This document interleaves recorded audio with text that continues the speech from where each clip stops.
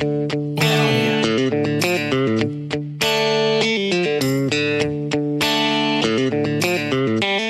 200. If you think of it, when you're only doing episodes once a week, it's 200 weeks that we have interviewed someone or just, played some silly game or something.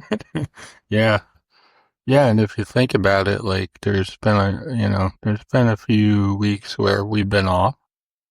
I Yeah. mean, we haven't recorded, so Yeah. It's not like we, like 52 weeks a year, we don't record every week, but still, when you think about that of like 52 in a year and we've got 200 episodes, so I mean, and that's not even, accounting for the weeks we don't record, but we've been at it now for a while.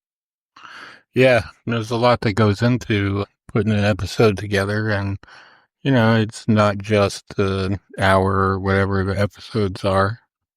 It's usually a little bit more time involved in editing and finding guests and talking about plans and things like that. So, yeah.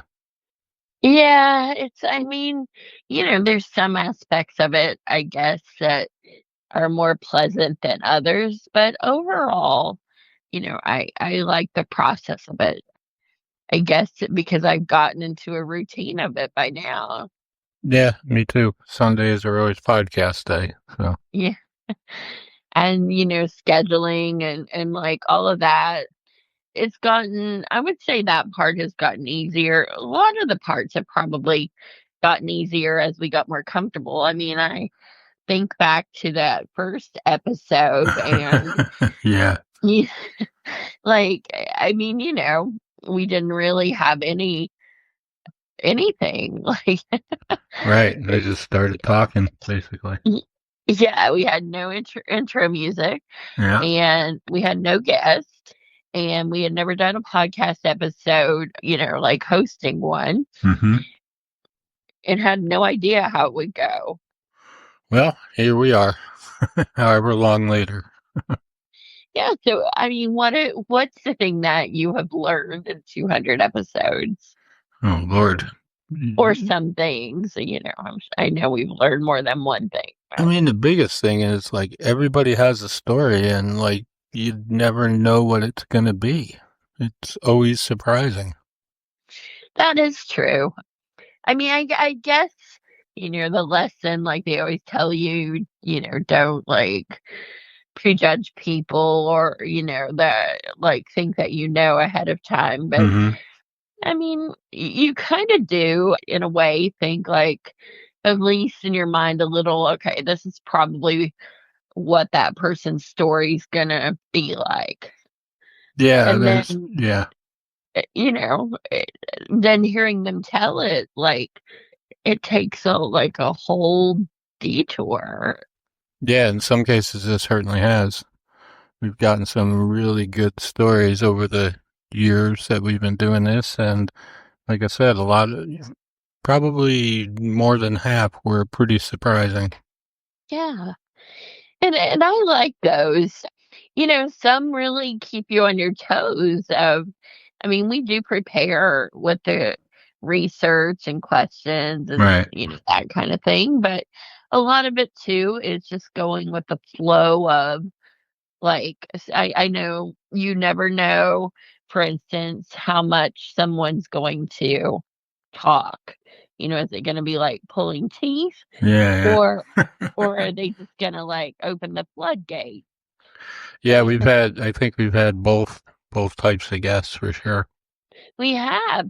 And so the floodgate people, like my 5 or 6 questions that I had to ask were like, they answered with my first like hello, Yeah, it was yeah. like they told everything that was like, that I was gonna ask. And so then you're like, okay, you have to take what they give you. It really is just like a conversation Right.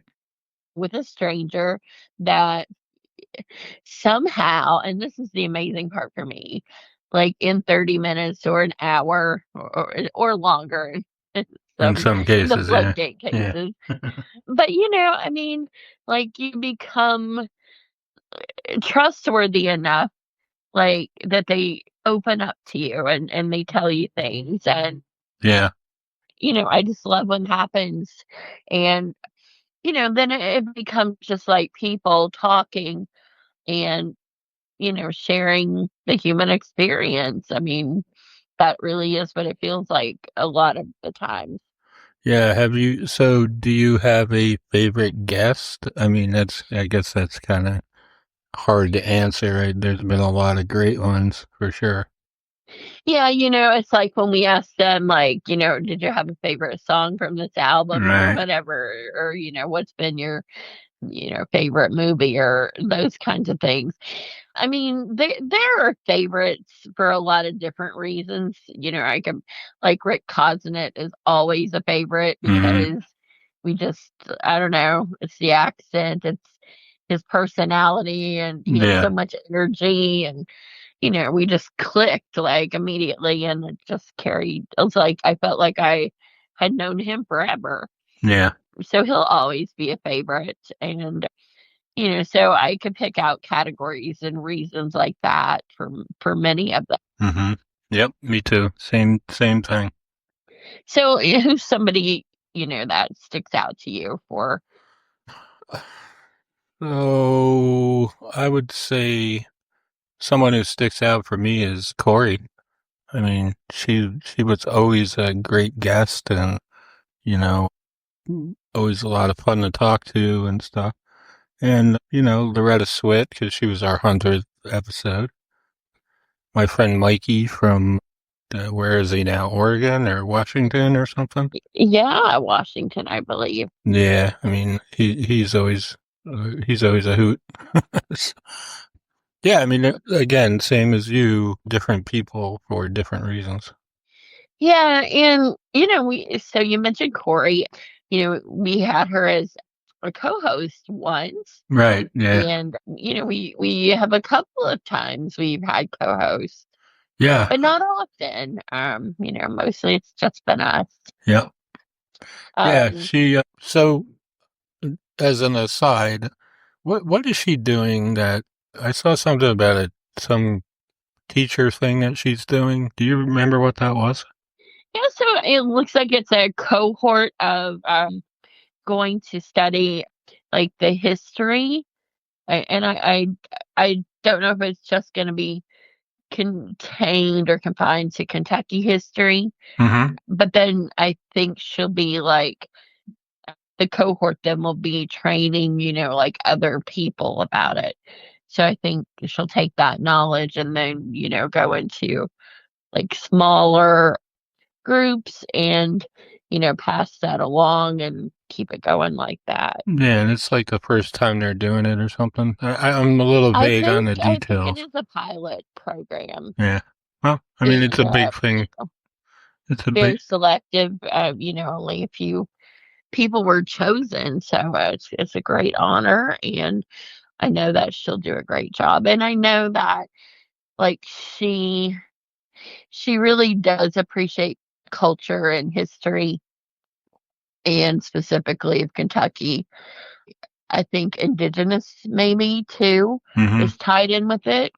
So I know that she will just be one of the people that it's like our guests. Like, you can have, well, guests in general. Hmm. You can have a guest that, they've been given the talking points and they stay on script and they tell you what the bullet points are, the talking points.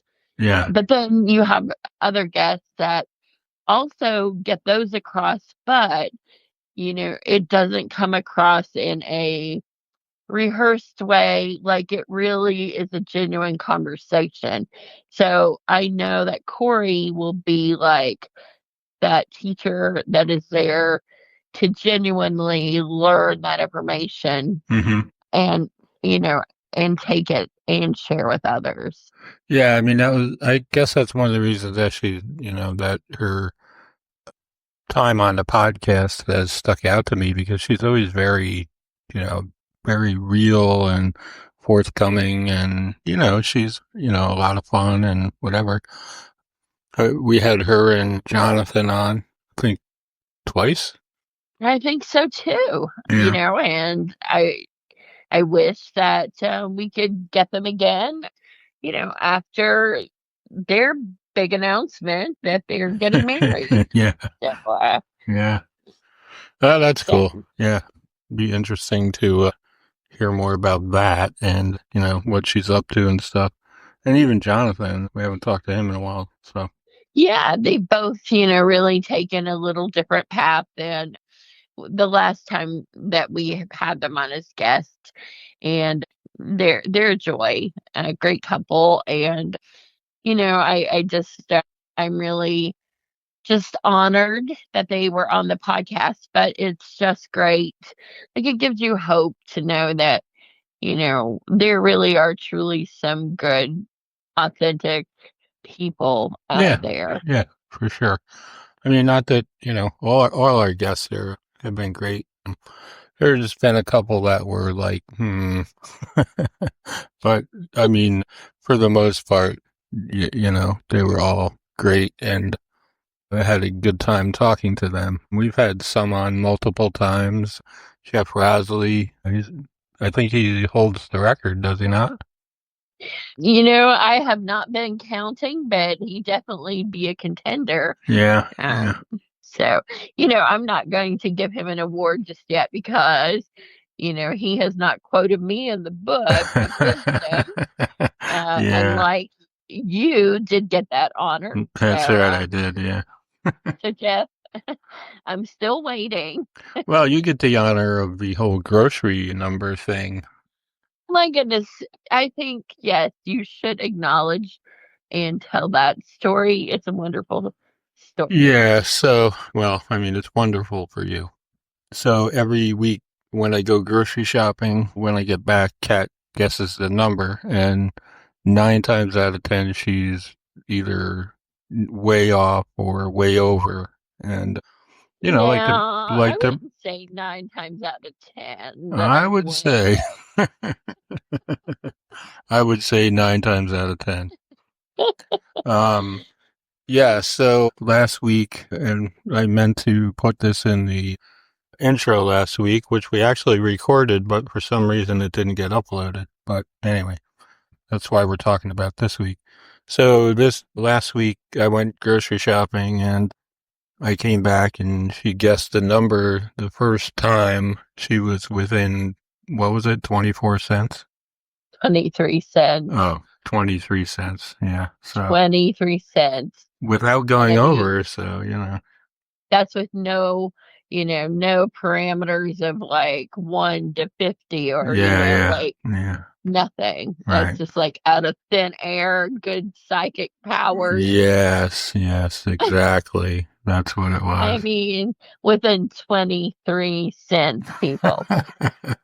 And I haven't heard the last of it yet, so I mean. No, I mean, I feel like you are underplaying this just a little bit Yes, because downplaying the just amazing guesser that you are. psychic, I Yes, mean, savant that was, like.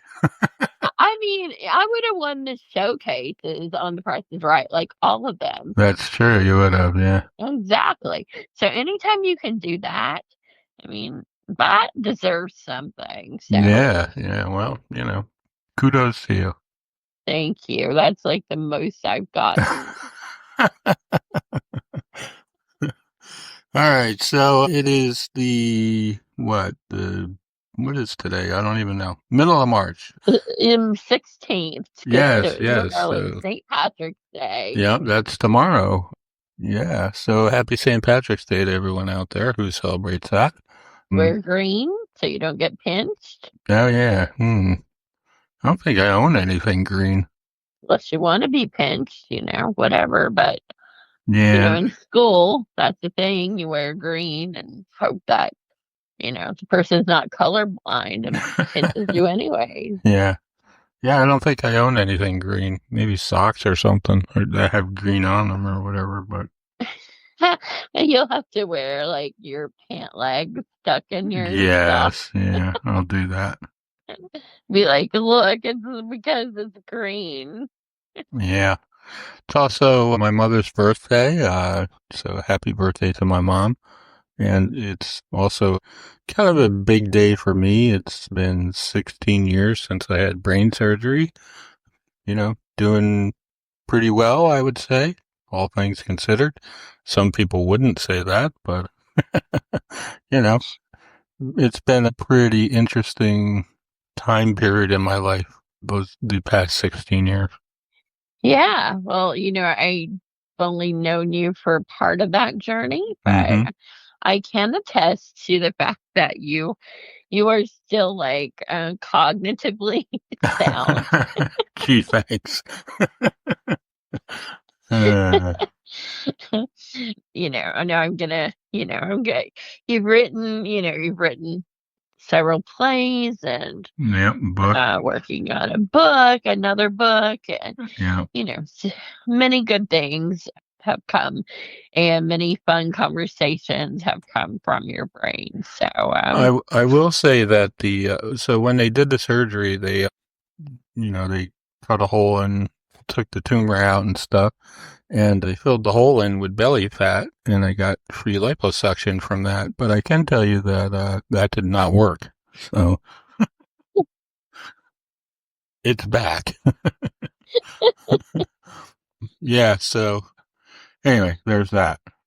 well, if you'd like to schedule another holiday, Yeah. Yeah. you could go and do that, and then have another story to tell, and That's true. like, No, I think I'm done with surgeries for quite a while. You know, I've had like let us know. four. So yeah.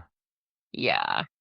Well, also, the play Unstoppable, it had the reading in Winchester. If you remember, that was like It was 4 years ago, I yeah, think. 3 or 4 years ago. Yeah. Yeah. Yeah. So, I mean, that too was very, like, interesting because we didn't get to choose the date or anything, and it just, it popped up to be on Right. St. Yeah. Patrick's Day. So, I Yeah. mean, That and seems like tomorrow you have some interesting, work people no. Yeah. news. Yeah. So we're installing some new equipment at work, and we have three people from India coming over to install it. Some of you may remember that I think it was it last year? No, 2023, late 2023. I actually went to India, and while I was there, I met them, and so they're going to be here tomorrow I guess they're coming for a week or so, and so I get to see them again and hang out with them and stuff. Should be fun. Yeah, so you see, it really works out. St. Patrick's Day is, it's just one of those days in your life that seems to have a lot of events associated with it. So, Yep, just one more thing. So, yeah, well, well, who's our guest this week, Kat?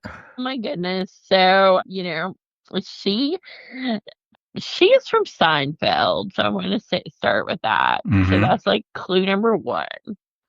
And her name is Annie.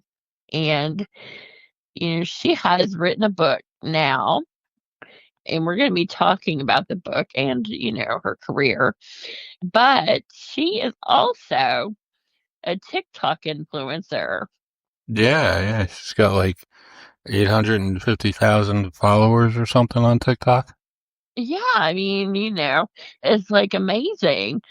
And so I just find it fascinating, that she has, like, later in life, because when you think of TikTok, Yeah, a you lot of think, people yeah, think of the younger group that right, is like, doesn't like Facebook, like Facebook right, is like, yeah, yeah. Yeah, I mean, so, that she would have, like, such a following on that particular social media, it's very interesting to me, and I love it. So, I think that tells you a lot about her before we even get into the story. yeah. She's what? 86 or something. something like that. Yeah. I know we say we do research and all that, and we do, but, We don't it's want to like, give too much away. yeah, we're just like in general here.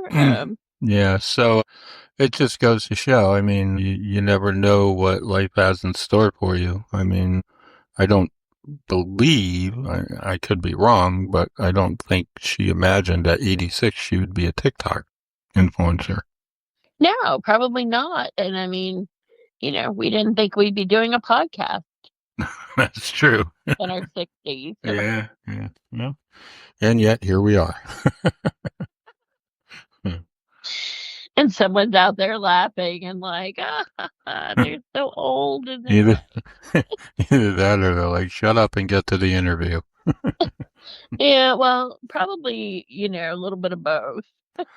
Ah well. All right. Well, let's talk to Annie and see what's up with all of this. Annie, I want to welcome you to Backstory Sessions. It's a great honor to have you as our guest today. Well, I appreciate being here. I love talking about myself. It's my favorite thing to do. Well, it's going to be our favorite thing for today as we go through this episode. Your accent strikes me. So that's the first thing. Obviously you're not from Kentucky. So, tell me where are you from and a little bit of your backstory. I was brought up in the Bronx, which I hated. I always hated it. From the minute I was born, I wanted to get out of the Bronx. But then I moved to Manhattan, which is still my favorite place in the world. And that's where I got married, although my husband is from Denmark and we raised our son on the Upper West Side of Manhattan. But now I'm in LA, but I still consider myself a New Yorker in all kinds of ways. So there you go. Well, so what is it about the Bronx that you hated so much? Because you have that accent that reminds me of there. Yeah, I wish I could get rid of I really work on that accent. I wish I get rid of it. But I didn't like the Bronx because I felt, I was brought up in a Jewish immigrant working class section of the Bronx, and everybody was alike. We thought alike, we ate alike, we talked alike, and I knew there was a bigger world out there.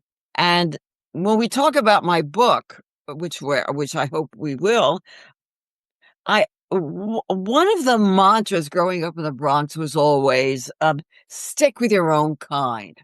Mm. And one of the greatest things that happened to me in my life is that I did just the opposite. I did not stick with my own kind. And I think that people should not. And I think no matter where you live, it's a big city, a small town, whatever, you should reach for the other kind because that's how you enrich your life. So when I say, not only did I not stick with my own kind, but my kind are white, black, fat, skinny, female, male, gay, Jewish, Catholic, atheist, and because of that, I think I've had a very rich and and exciting life. I don't think you should stick with your own kind. That's a big mistake. So you married someone opposite from you or more like you? He is very much opposite. My husband and I have almost nothing in common. It's funny you should add that. He's a Dane, and Scandinavians are much different from Bronx Jewish girls. Even though my husband is actually Jewish, but he's really more Danish than Jewish. So we're different in every way. We don't like the same foods. We don't like the same TV shows. He's a morning person. I'm a nighttime person. We have very little in common on the surface. But basically, you're a very good team, and he has my back.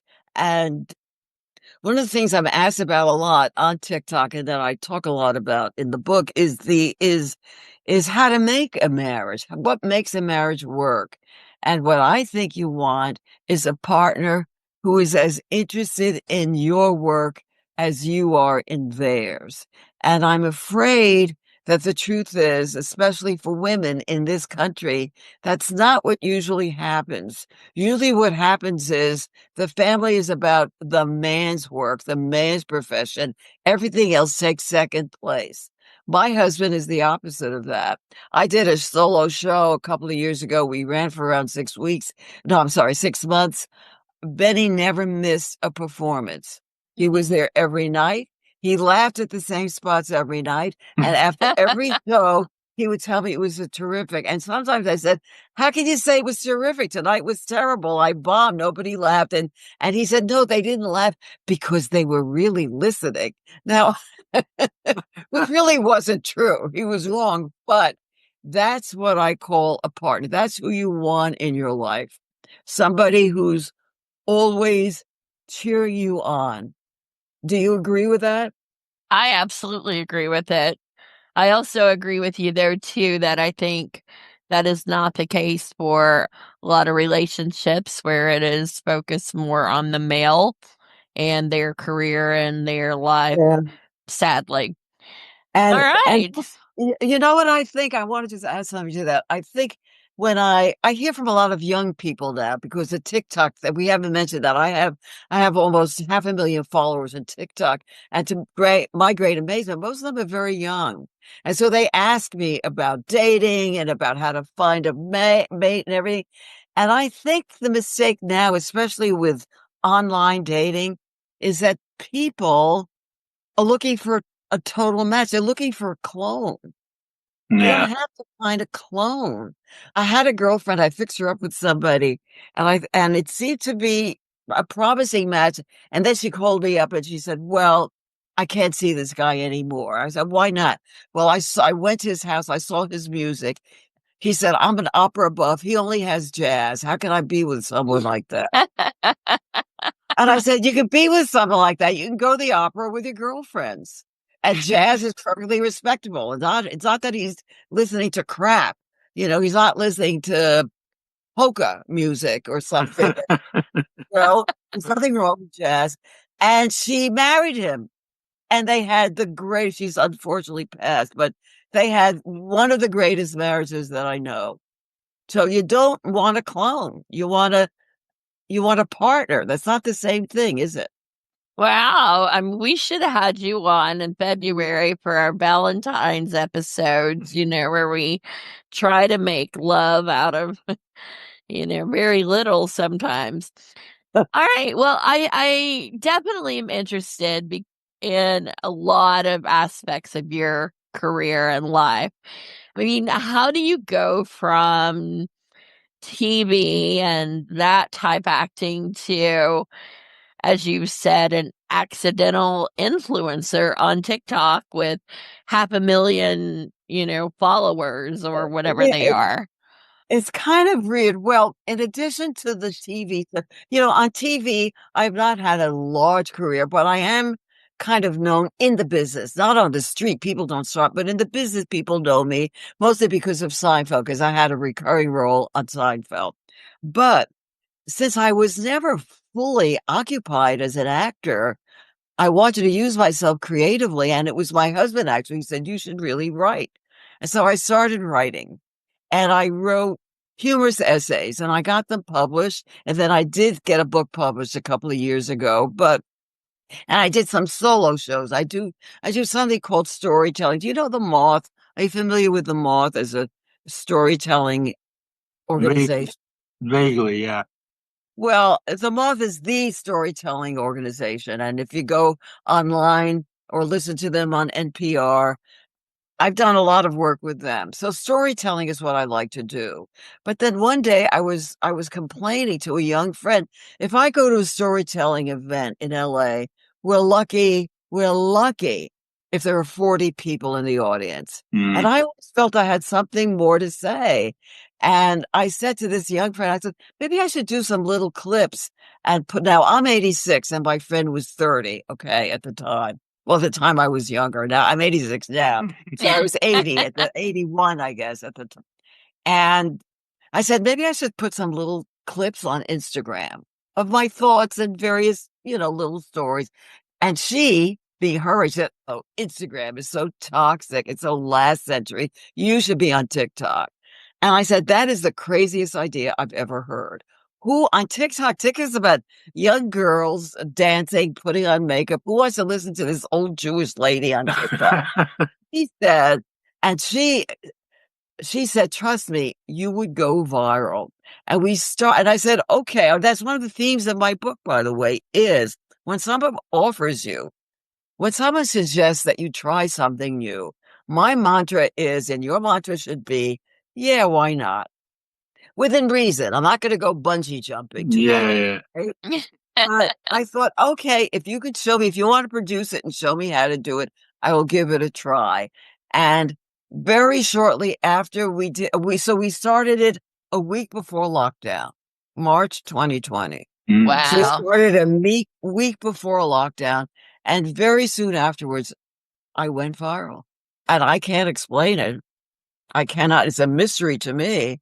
But see, people seem to want to hear what I have to say. Now, there's another thing that comes up here. Am I talking too much? Shall I No, stop? you're fine. No. Because I do talk to, as a matter of fact, that's what I'm going to say. All of my life, I have been criticized for talking too much, for being too opinionated, for being too blunt about my opinions. Okay. And I've apologized for that always. I was told, for one thing, that those are unattractive qualities in a woman. Right. So I've always felt that I was unattractive and unwomanly like, and I've apologized for it. Now, the amazing thing is that with this TikTok thing, with this new young audience, suddenly for the first time in my life, I am being celebrated for exactly the things that I always apologize for. These fans tell me, "Oh, we love hearing you talk. We love give us. We love hearing your point of view. We love hearing what you have to say." So isn't that amazing? I am now being celebrated for what I've always apologized for. So what I want to say, and one of the themes of the book is, do not be imprisoned by other people's negative opinions of you, because that's what I was. I was imprisoned by other people's criticism. I believed all the nasty things that people told me about myself. Now, does that resonate with you in any way? It does, yeah. I'm curious whether you ever think like, well, maybe I shouldn't share this. Maybe this is going too far. Have you ever thought that in anything, in any of the TikToks or? Trying to think. Not really. I'm trying to think. Well, there are certain subjects I do stay away from if I can. I Yeah, don't want to talk about politics. I don't want to talk about anything divisive. right, So I don't talk about politics, or although sometimes, I mean, people can kind of guess where I stand politically, but I don't specifically talk about it. right. Uh, but no, I don't want to edit myself, because I've learned that whatever I have to say is going to resonate in surprising ways. The most surprising comment I ever got, and I try to look and respond to all my comments on TikTok. The most, to me, emotionally meaningful a comment I ever got was, I do not understand why I respond so profoundly to an older Jewish American lady from New York. I am a 16-year-old Afghan boy. Hmm. And that just knocked my breath away. I couldn't believe that. I was so moved by that. And I think what it means is, if you're honest and you speak your own truth, there will be some universal connection out there. Again, it's not sticking with your code. Everybody is our own kind. Yeah, If you reach out to people, there is a way of connecting with people. And if you're honest, and if you don't mean harm to anyone, which I hope I don't. right. Um, So so do are there, I know you said politics and, there's some other subjects that you don't want to talk about, but do you think that there are things that, like personal things that you don't want to share, like maybe things, I don't know, maybe stories with your husband or, some things that. That's an interesting question, Matt.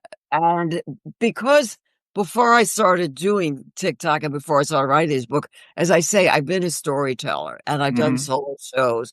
And so I've always been very open about my life, because that's my favorite subject. That's what I write about, is me. right. So, and I have sometimes had to go to very dark places that Yeah. I did resist. At one point, I was a member of a theater company, and the producer asked me to do a story on a subject I never ever thought I would share with the world. And that was about my very, very serious postpartum depression. And Hmm. I had my baby in Denmark, which was a big mistake, being in a strange place, not speaking the language, etc. Right. And my depression was so serious that I was hospitalized for the first 3 or 4 months of my child's existence. And Mm. that's you can't get more painful than that. And she wanted me to do a story about it. And by the way, I'm a humorist, so I would have to tell the story and make it a humor story. Yeah. I forced myself to do it. I challenged myself to see if I could do it. And that story has ended up being one of my signature stories. Hmm. As a matter of fact, I just did it with the Moth in Seattle, and I hope we're doing it in other places. So when I faced my demons and tried to see how I could make that story something that would reach other people, it was actually for me the great relief to do that. Hmm. I think writers have to, if you're talking about being a writer, or being a creative person of any kind, you really can't hold things back. Now, once in a while, I did once tell a story that I wanted to put on TikTok. I think it's a beautiful story. And when I finished it, Mackenzie, my 30-year-old mentor, said, "Sorry, Annie, we can't post that." I said, "Why not?" And I'm going to tell you, can I tell you the story now? Sure, sure. The story is many years ago, I was on a plane alone. I was sitting next to a kid. He was clearly Muslim. He was Arab. He was going to MIT. Well, we talked a little. He went to MIT. And he Hmm. was going home to, I forget which country in the Middle East. He was going home for a vacation. Right. And when the food came, in those days you could order special meals. You two are probably too young to remember this. Oh, I There's remember when you could smoke on airplane. that's right, right, right. Can you imagine? Can you Yeah. imagine? And so he had ordered, his meal came and it was a kosher meal. Hmm. And so, of course, I'm just so nosy. I just couldn't help. I said, "Excuse me, can you explain to me? I know that you're not Jewish. Why did you order a kosher meal?" And he said, "Oh, in Boston, all the Muslim students only shop at kosher butchers because we can only eat meat that has been blessed by a holy man." And even now, when I tell you I get tears, I was so moved by that. I got tears. And what I said at the end of the TikTok, I said, "Wouldn't it be amazing if we could celebrate our samenesses rather than fight about our differences?" Yeah. And I finished telling that story, and Mackenzie said, "You cannot put that up." I said, "Why? It's a wonderful story." She said, "Because if you put that up, as soon as you use the word kosher, you will hear from all the crazy Jew haters. As soon as you hear the word Muslim or Arab, you will hear from all the crazy Arab haters. You Yeah. will just open a can of worms that you're not going to want to deal with." And I was so depressed that day to think, is that the world we live in? We can't tell a beautiful story about two very similar cultures without getting attacked. Isn't that sad? Well, I mean, it is the truth, though. I mean, have you dealt with any of the haters online? And Occasionally, of course, you can't avoid, as much as I try, you can't avoid it. You yeah. cannot avoid it. And there's nothing much you can do about it. Except I once did actually record something in response to the haters. And some of mine have been really stupid. I did one story about my husband, as I say, is Danish and Mhm. a Danish Jew. So during the Second World War, my husband was hidden from the Nazis. He was a little 5 years old. He was hidden by a religious Christian family. Wow. And so I told a beautiful story about that. And one of the responses was, "Oh, yeah. And what are you doing about the children in Palestine?" As if I'm responsible. Right. for the children. You know what I mean? And stuff like that. I've gotten not a lot, but I have gotten to haters. Yeah. And when I did a talk to TikTok about it, and I said, what does it mean to sit, I'm going to assume alone, to sit alone at your phone or your computer and send hateful messages to people you've never met and who have done you no harm? Yeah. That mean about you? And I think I know the answer to that. What it means is you are announcing to the world that you never got enough love in your life. Right. And Those you're are the only kind of people who would do that, don't a, you think? a bit ignorant for sure. I mean, some people just they love that. You know, That what? Excuse me, I didn't hear what you said. they just want to stir the pot. You know. But why? But what makes you want to do that to You know? strangers? What makes you want to insult a total stranger who's never done anything to you to harm you? You Nothing know? else to do that day, I guess. I don't know. It could be any number of reasons. No, I think it's that. I think it's, but there are other ways to reach out or to. I think it's a kind of an anger at the world and anger at your life. You're angry because you didn't get loved, is what I think. Yeah, yeah. I'm sure there is some truth to that for sure. People that are happy and have a life and have friends or family or work that feeds them and that gives them bliss and satisfaction do not sit and write nasty anonymous notes to people on the internet. I Yeah, really believe that. yeah. I definitely agree with you there. Kat, what do you think? Well, I want to say thank you, Annie, for mentioning that story. So now we can get all of those people with the trigger words that can write to us. Right. And Matt Now always, I found another way. I found a way to that's get right. And Matt always sends those to me. So, well, I think it's delightful and I can't wait. Yeah, so humor is your way of storytelling. Um, yes. all right. Like in general, when you're not storytelling, are you just is your approach to life? Are you a funny person? Like, I always have been. I always have been because that's another thing that I meant to mention before. I was always told I was not good looking. I'm told that in Hollywood. If there were a casting call tomorrow for an attractive woman, I would not, attractive older woman, I would never be seen. I'm told I'm too charactery, but really it's a euphemism. I'm too ethnic looking. I'm too Jewish looking. So I always felt that growing up. I wasn't like the pretty girls. I didn't look like what I thought a pretty girl was supposed to look like. So I thought, well, maybe if I develop my personality, I can get people to like me.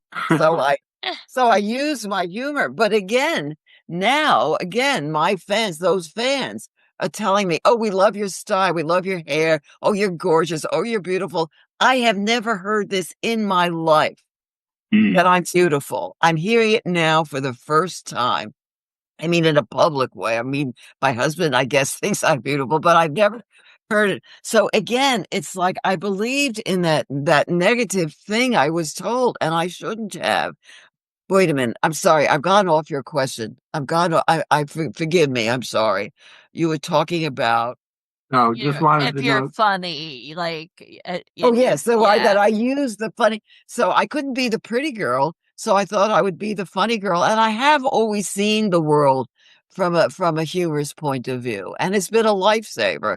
And I love comedy. I love other people. I watch comedies. I watch comedians. I think that comedy is a great way of getting the truth out to people without it being painful or dark. You know, there are a lot of serious truths that you can get from comedy that you can't get any other way. I heard a great line from Chris Rock. He says something about somebody had asked him something like, they said, do you hate Jewish people? He said, hate Jewish people? I don't hate Jewish people. I hate all white people. I thought that was I thought that was a very good response to that. He was for him actually a political or sociological point in a very funny way. Hmm. Well, sometimes we hear that like comedians are like they have a dark side in I real believe life, that. and that's their outlet of the way they deal with it. I do believe that. I don't think there are too many comedians who had happy childhoods. Yeah. I don't think a happy childhood leads to seeing the world through comedy. You know, So, are you good at reading the room? Like, do you know what? I try to be. You have to be. It's part of your job. It's Yeah. part of the job. And by the way, before we go any further, can I mention the name of my book? The Book of Annie. Yeah. Yes. Good. Now, I'm going to give you a test here, Kat. Let me see if you can read the whole name. I'm going to test you here. Read the whole title of the book All because there's a right. subtitle. Because I may mispronounce that last word, but I'm going to say The Book of Annie, Humor, Heart, and Chutzpah Keep going. from an Accidental Influencer. Well, I congratulate you, Kat, from somebody who's living in Kentucky. You had the Oh, no, perfect, please don't say that. you had the perfect pronunciation of chutzpah.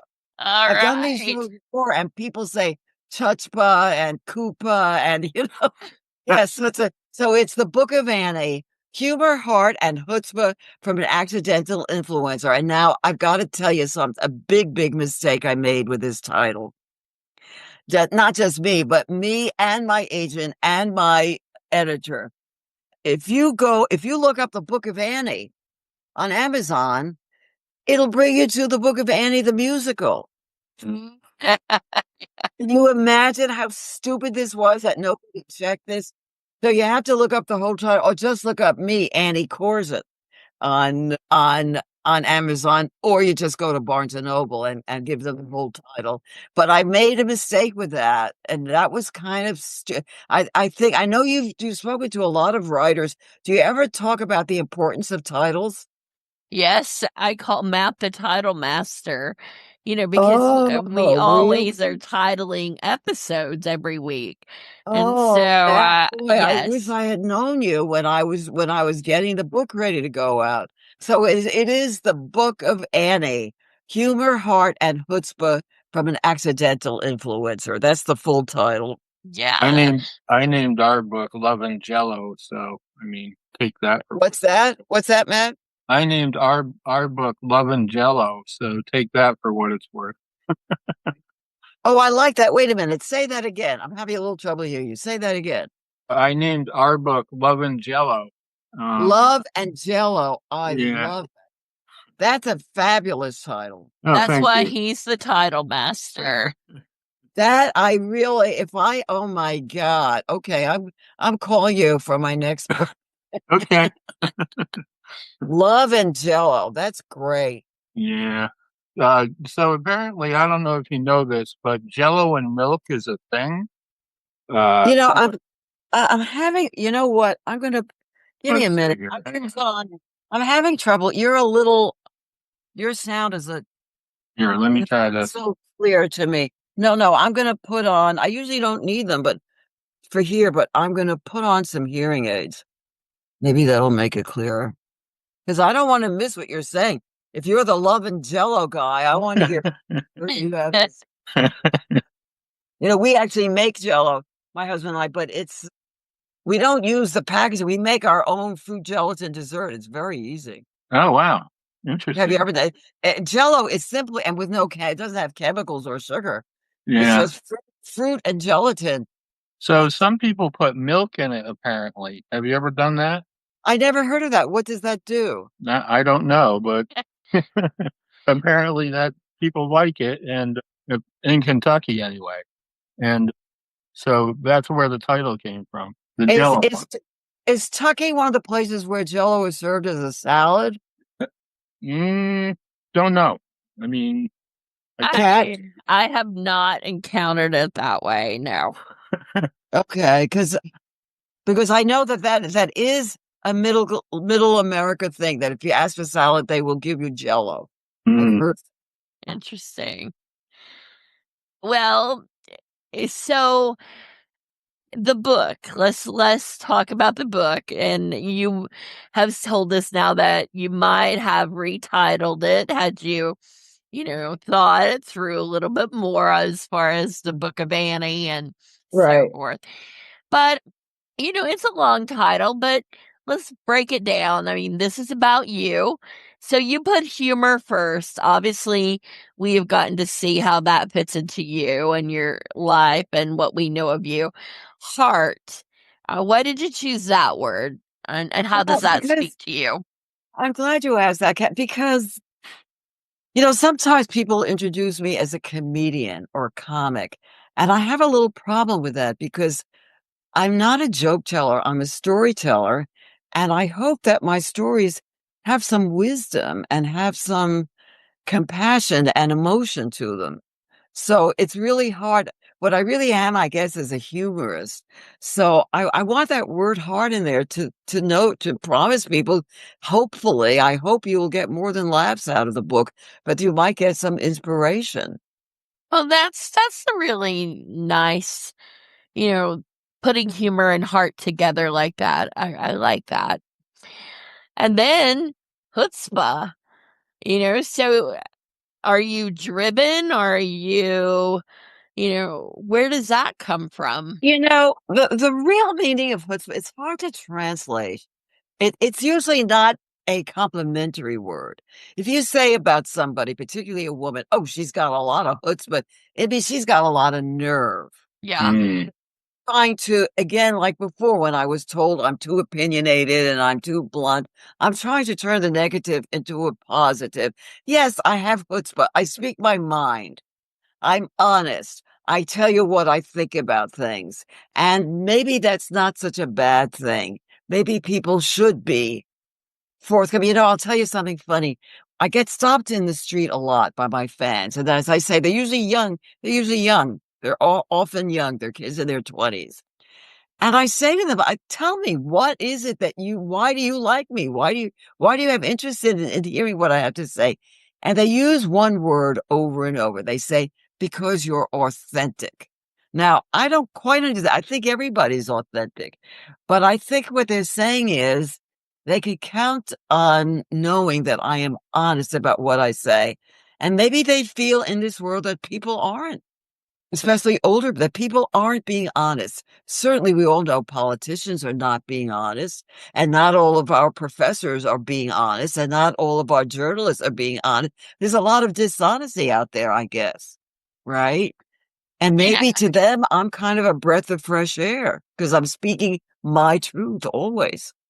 Well, I think that maybe, even on social media a lot, you get the impression that people are fake, that they're Oh, only delivering a message because it appeals to this person or that person. And, outside of oh, like when they close the camera, they don't use that product, they don't act a certain way.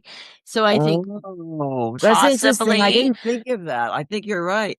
yeah, Okay. possibly they could think that you're the same whether the camera's rolling or not. I That's how pretty much I am. I would think feel. that's true. Although I will say it's true, though. I do sometimes say when I perform, when I'm on stage, I've done some solo shows, and I always say I'm much nicer on stage than I am in real life. I am aware.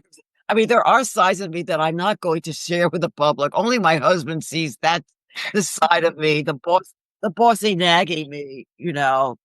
But that's interesting that you say that. And here's the thing. I really don't, you probably know more about social media than I do. I'm on TikTok as a performer. I don't follow anybody. There are some people I look at because they're friends or someone has told me about them, but I don't actually use social media. I'm on Instagram. I barely know how to use it. I have just started a YouTube channel because I realized that there's another whole audience there. So I'm putting my TikToks on YouTube. It's called Annie Korzen Videos on YouTube, which is new to me. I'm an old lady. I use Facebook and I only use it for friends and business acquaintances. It's not open to the whole world. So I really don't understand social media. And you may have just said something, Kat, that's true, that there's a lot of phoniness out there. Hmm. I think that is true. And, we just get inundated with it. And sometimes I think, like, you can read a room. I think some people can read social media people and sort of, whether it's accurate or not, they form their opinion quickly as to how authentic they are. So I think that's a great compliment that you have, that you've gotten about being authentic. Yeah, well, I look, I like any compliment you'll give me. Yeah. Well, I'm loving this. So you come to the right place. So I for social media, I love reading comments. Like some of that is the most entertaining way for me to spend a day, especially if Really? I'm That's it. Okay. Now, yeah, because do you like terrible things can be comments? happening and you I mean, read these wait. Are you saying comments on things, responses to things that you have posted, or just general? no that other people have because you get to see Oh, like I mean there are a lot of funny people and they're not even necessarily trying to be funny. It could be, like it could be a political topic or anything, a oh, tragedy's happened and anything where there's like two different sides and people are just very funny to me and the way that they, what they pull out of the story to post about. interesting. Yeah. Interesting. I've never thought of looking at that. Yeah, Okay. well, you can waste a lot of time too, so I I don't was just gonna recommend say it. that's gotta be a time sucker. That has to be Yes, I don't great. recommend it, all the time, but there are some times that it's really the only thing I know to do. It's a coping mechanism because, otherwise you could get really depressed about the state of the world or, a Yes, you certain could. situation. So I just go and I'm just like, I'm here just for the entertainment of the comments and But we yeah. have to find it. Mine is I'm a TV addict. I love television. I watch television at night from around 10 to 1. Mm. And So that's what after I've watched my husband's show. I watch certain things that my husband wants to see. And he goes to bed earlier than I, so he leaves at 10, and then I have my 4 happy hours. Binge so what type of things do you watch? Comedies or do you have a different interest? comedies. Well, I love television. Actually, some of my favorite shows have been the opposite of comedies. I loved, surprisingly enough, shows like The Sopranos and Mad Men and Breaking Bad, some of those dark ones, because the writing and acting was just so great, you Yeah, know. we are And I kindred watched, and spirits. I, huh? Really? Did you watch those Oh my shows? gosh, yes. Tony Soprano loved it. Breaking That Bad, was same like thing. Shakespearean. It was Yes, Shakespearean. yes. And I've watched now, let's see. And of course I love The Bear and then there are sitcoms that I like. A lot of people I know don't watch sitcoms, but I still watch the old ones like Modern Family and Yes. my husband still watches. Oh, let me tell you about Seinfeld because that's a weird story. Okay. It's a yeah, why not story. I moved from my beloved New York out to LA, and I still don't understand LA. I don't understand cars. I don't understand places where restaurants close at 10 o'clock at night. I'm a New Yorker. I want to go out and eat at 11 at night. Everything's closed. But I didn't have much of a career. I was a bit player. And in 1991, my agent called. He said, look, there's this new show. There's a couple of lines. If you want to go in and read for it, and another actress in his office who was much more established, much better known than I, she had turned down the audition because she said she didn't know the show and it was just a few lines. She didn't think it was worthy of her. And I did my usual, yeah, why not? For me, it's a day's work. I went in, I got the job, and then Benny and I watched it when it aired, and Benny said, I don't get this show. It's not about anything. Famous last words. He now watches at least 3 episodes every night. Hmm. Now, I did that episode. I didn't know it was going to turn into a recurring. So I ended up playing the recurring role of Doris Clompus down in the Florida condo where Jerry's parents live. And so I was in some of the iconic episodes. And then they had me, because my part was really pretty insignificant. I did a second character when Elaine is stuck in coach and she's stuck sitting next to me. So those 4 or 5 episodes that I did since 1991, I've earned in residuals over $100,000.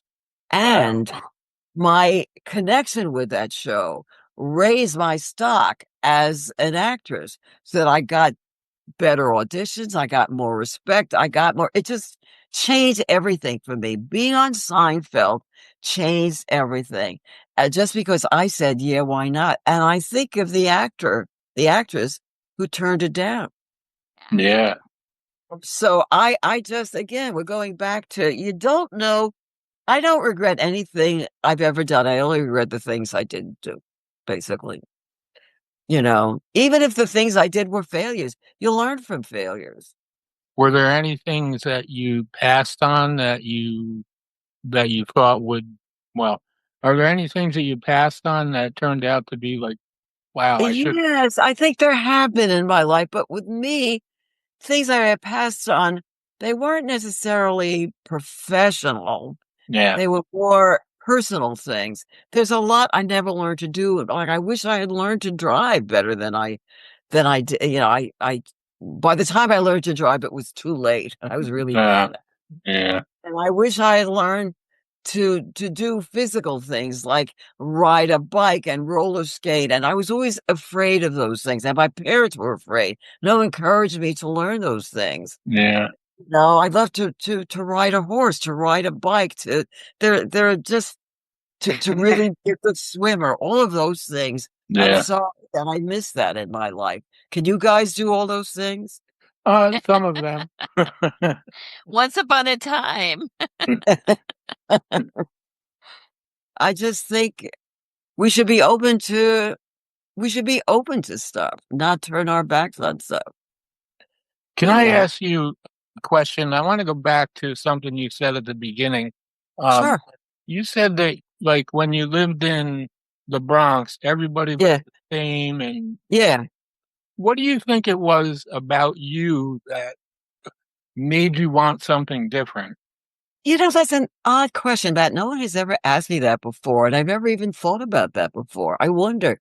I don't know if I can answer that. My mother was kind of different from other people, Hmm. not always in a good way. She's highly neurotic, but I don't know why I felt I didn't really fit in there where everybody fit in. And it wasn't until I got into high school, really, that I found other people like me, other kids who were kind of artsy, kind of hippie, kind of oddball, didn't fit in.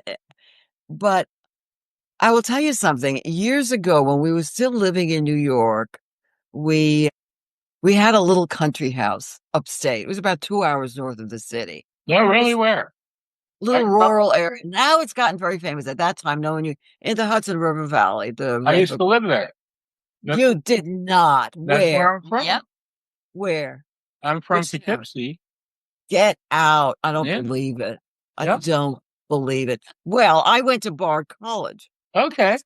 How I learned, and my son did. And now my son lives in Red Hook. Really? Son ended up in That's Red where Hook. I was born. I don't believe it. Oh my Well, goodness. okay. Well, I will tell you about. So we had a little house in a little town called West Taconic. You may not know. It's not I a do know where very. that is. Yeah. I can't believe it. This is amazing. So down the road, there was a little general store, and there was the guy, Ralph, who ran the general store. Nice enough guy, high Hmm. end, and that kind of thing. And so when we were there, he must have been in his 60s or 70s. Okay. Hmm. And one day I said to him, so tell me, Ralph, have you ever been to the city? Have you ever been to New York? And he said with great pride, nope, never been out of the county, as if he wanted me to congratulate him. Yeah, And I thought, wow, poor guy. He lives 2 hours from the greatest city in the world and indeed. has never bothered to experience it. That's what I say when they say stick with your own kind, stick where you are. I don't think that's such a great thing. I don't. Yeah, I agree with you 100%. It makes you live a very limited life. It makes you live a very closed life.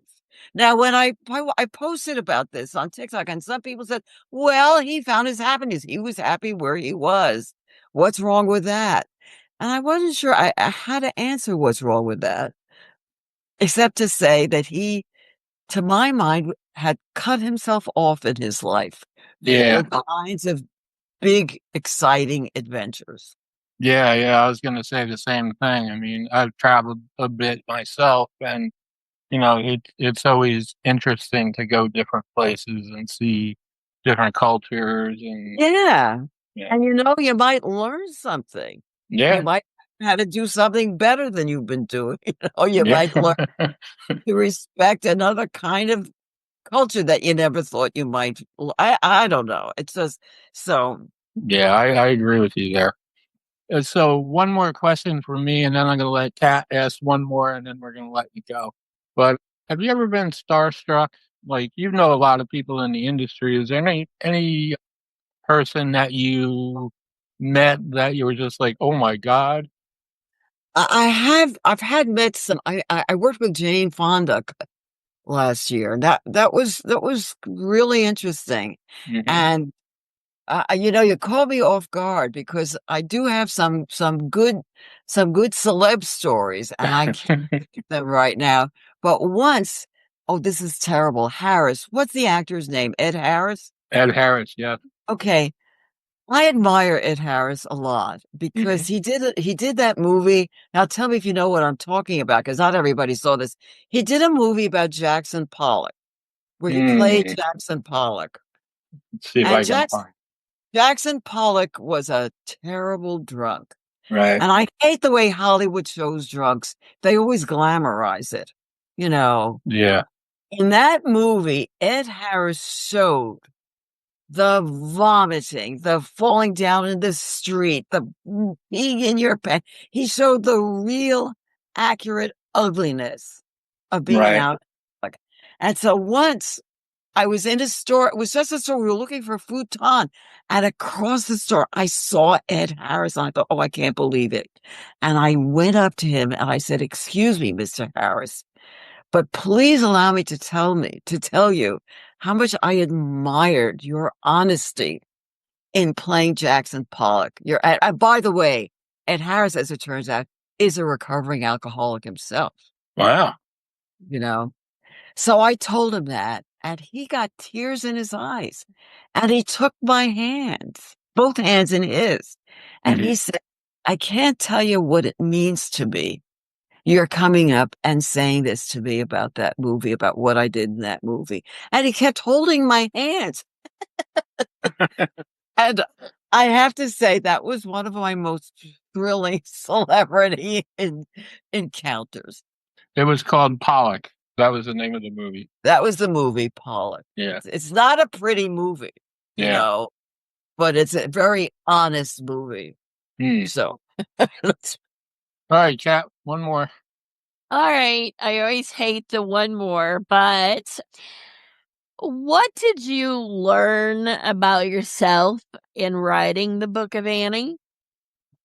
what I learned was the blessing of being older, because I wrote the book in my 80s.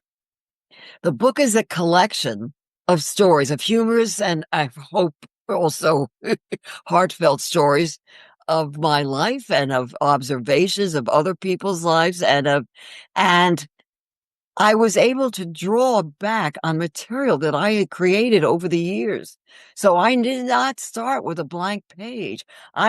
Because of my age, I had a whole a SEMA trunk of material that I had already created that I could go back. So in a way, the book is my plagiarizing myself. But it was a great feeling to know that I had already created this work. And it's one of the great things about growing older. You have your accomplishments that you can draw on. It's also why I feel confident that I do have some wisdom, because I have life experience. I've gone through things and I've learned from them. So it was a nice feeling of, oh, look at what I've accomplished and what I can still share with the world and that I think is worth sharing. So, is there going to be a second book of Annie? What's next for you? I teach storytelling and I'm still doing acting. And so I have an idea with a friend about a book, but we're not sure yet. If we went, oddly enough, believe it or not, the book is about religion. My friend is very, very godly, and I'm the opposite. And so our title, if we get around it, would be called something like "A Believer and a Skeptic Walk into a Bar," something like that. And it would be a book where we give our various takes on certain religious ideas. But I'm not there yet. I'm still marketing this one. And it's a full-time job, actually, because, publishers do not do a lot if you're not a famous writer. Right. I'm sure you heard this or you know it yourself. You have to do your own publicity. Now, this is fun. Talking to guys like you is fun.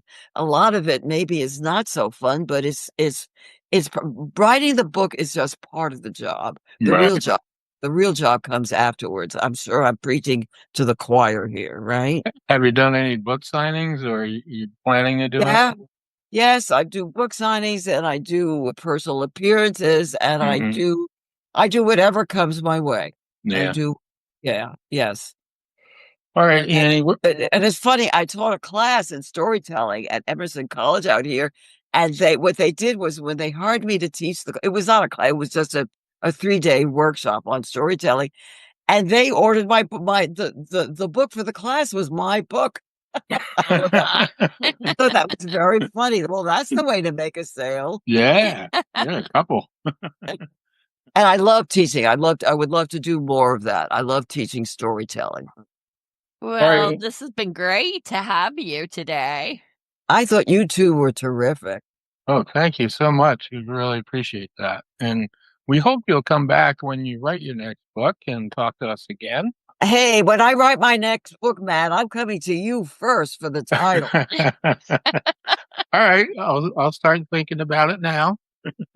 All right. And is it too pushy of me to remind everybody the title is The Book of Annie, Humor, Heart, and Chutzpah from an Accidental Influencer. You can find me on TikTok and now I have a YouTube channel, Annie Korzen Videos. Is that enough of promoting myself, do you think? Yep, That's good. great. All right. So we will post this. Kat, do we know when this is coming out? Yes, not this Sunday, but the following Sunday. Oh, good. Well, that's soon. Oh, great. You will let me know. I will do my best to spread the word. Yep. We'll get you the link and all of that. But yeah, Great. Thank you for coming by. It was my pleasure. I really enjoyed you both. Good. Thank you. We really appreciate that. Take care. Bye. Bye now. Bye. Bye.